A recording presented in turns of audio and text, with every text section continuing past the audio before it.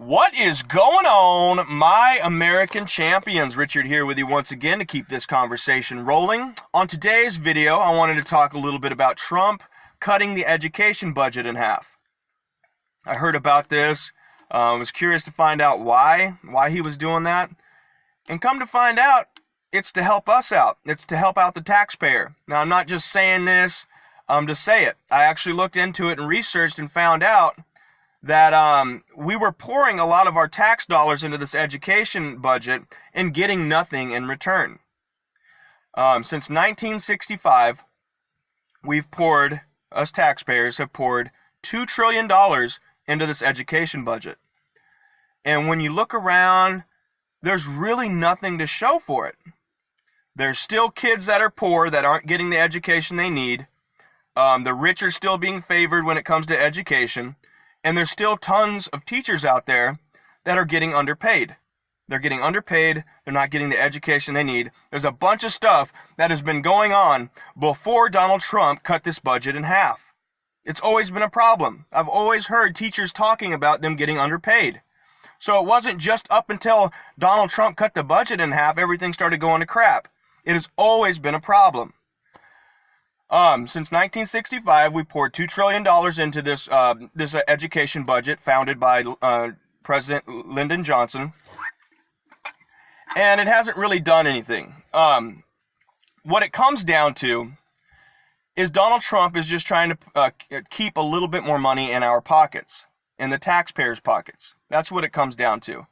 Now, there are two associations. There's a bunch of programs and associations that go into the education budget, but the top two programs and associations in this budget are, number one, you got your teacher development programs. Number two is a Century 21 education program. Number one is to help teachers get more education.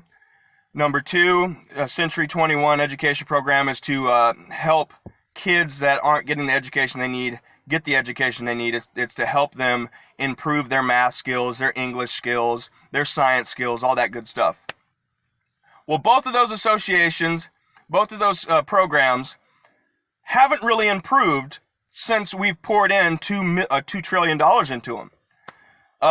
Now, in my opinion, the teacher development program should be handled on a local and state level.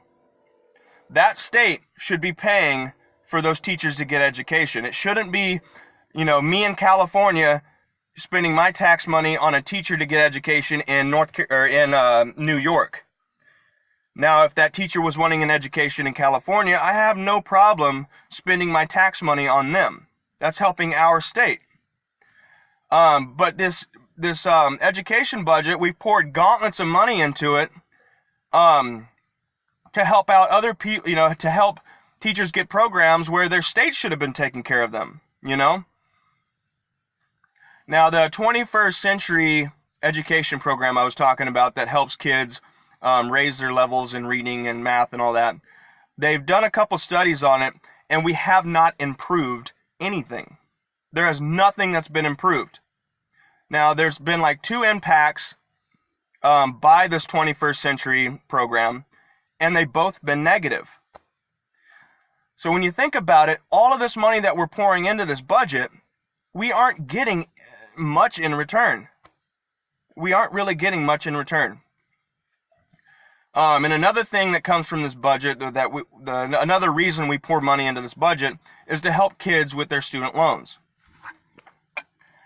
Now, the one thing that I disagree with freeing up student loans is the fact that when that happens, if we were to go ahead and take away all the student debt, it wouldn't just poof into thin air. Us taxpayers would have to pay for it, and we have been for a very long time. So whenever Donald Trump is cutting that budget in half, it affects like the student loan free up. That's a good thing.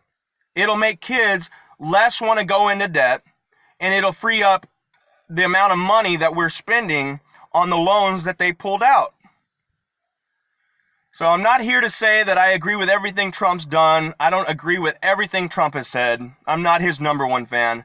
But the cutting the education and budget in half can be justified.